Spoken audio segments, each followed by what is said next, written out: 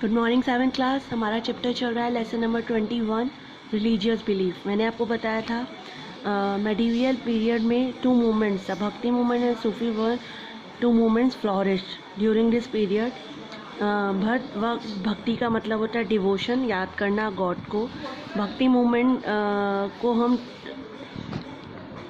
भक्ति movement sons जो हैं, जो उनके फॉलोअर्स, उनको दो पार्ट में डिवाइड करते हैं, सगुण और निर्गुण।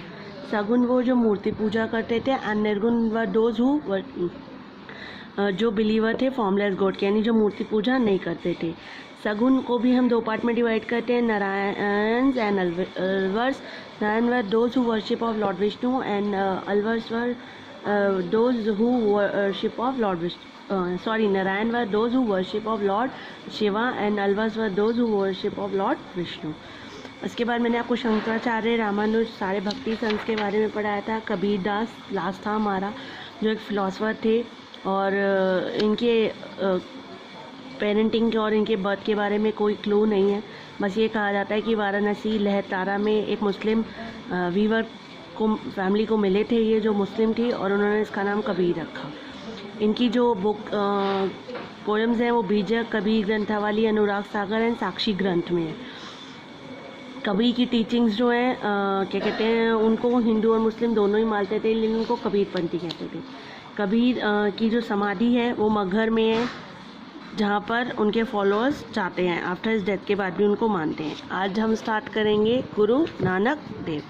Guru Nanak Dev ji was born in 1469 Talwandi, जो आज पाकिस्तान में कहलाता है। गुरु नानक देव का जन्म तलवंडी में हुआ था। He was a founder of Sikhism.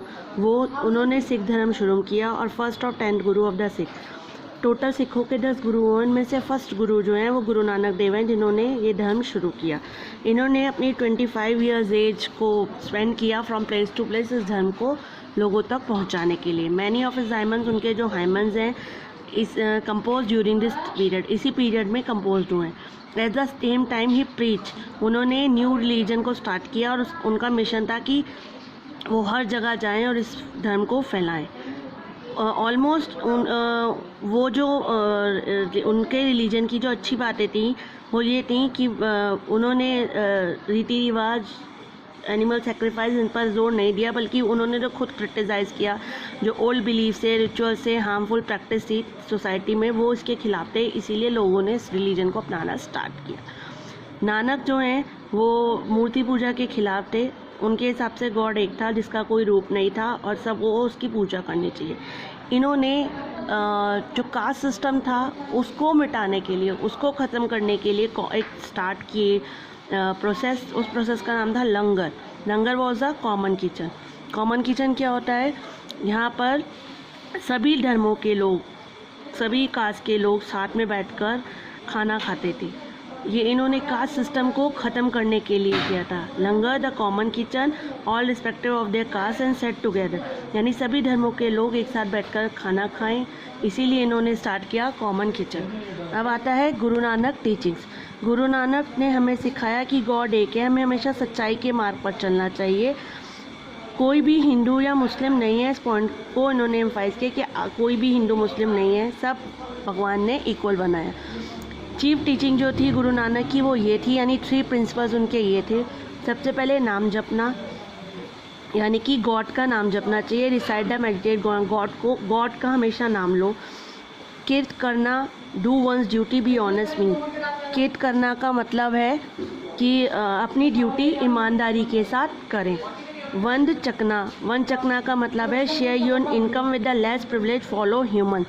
One चकना का मतलब है अपनी इनकम को अपने घर वालों के साथ ही नहीं, बल्कि जिस नीडी गरीब लोग जो हैं उनके साथ भी शेयर करो। Large number of common people, जैसे कि पीजेंट्स, आर्टिस्ट, क्राफ्टमैन, ट्रेडर्स, इनसे अट्रैक्ट हुए इनकी टीचिंग से, और इनके फॉलोअर्स या इनके डिसिपल्स बन गए। इन्होंने पीपल्स को लीड दियर लाइव्स एज हाउस होल्डर, यानी इन्होंने लोगों को कहा कि आप यूज़फुल ऑक्यूपेशन करें, जिससे कि आपके घर वालों का भरण पोषण हो सके। इन्होंने कहा कि कोई भी काम छोटा या बड़ा नहीं होता। The Holi book of Sikhism, Guru Granth Sahib जो है वो होली बुक है सिखों की। ये लिखी गई है गुरुमुखी लैंग्वेज में, जिसको डेवलप किया था गुरु नानक ने। It is worshipped by the six, इसको इस बुक को या वर्शिप करते हैं सिक्स और सिंधीज़। हर गुरुद्वारे में एज ए ग्रंथ साहिब, हर गुरुद्वारे में ग्रंथ साहिब होता है। होली ग्रंथ को हम पॉपुलरली आदि ग्रंथ भी कहते हैं, यानी गुरु ग्रंथ साहिब को हम आदि ग्रंथ भी कहते हैं, जिसके अंदर हायमंस हैं 5 गुरु। टोटल 10 गुरुज हुए, अभी मैंने आपको बताया। टोटल 10 गुरुज में से जो 5 गुरु हैं उनके हायमंस आदि ग्रंथ में शामिल किए गए हैं। दे वर ऑल कलेक्टेड अरेंज, उनको कलेक्ट किया गया, अरेंज किया गया है और उनको एक बुक में कलेक्ट किया गया है जिसको हम गुरु ग्रंथ साहिब कहते हैं। और इस गुरु ग्रंथ साहिब का नाम इनके 5th गुरु ने इसको दिया था। इसमें कुछ हायमंस कबीर के भी हैं, लगभग 500 दोहाज कबीर के भी हैं, और वैष्णव संत जिनकी अच्छी बातें उन टीचिंग्स को भी गुरु ग्रंथ साहिब में ऐड किया गया है। अब है सक्सेसर ऑफ गुरु नानक। गुरु नानक जो है वो फर्स्ट गुरु थे सिखों के।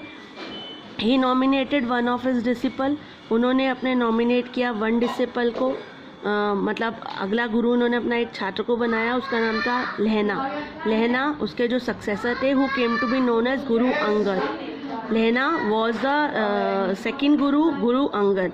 There is a tradition, total 10 गुरु हुए, गुरु नानक, गुरु अंगद देव, गुरु अमरदास, गुरु रामदास, गुरु अर्जुन देव, गुरु हरगोबिंद, गुरु हरराय, गुरु हरकिशन एंड गुरु तेग बहादुर।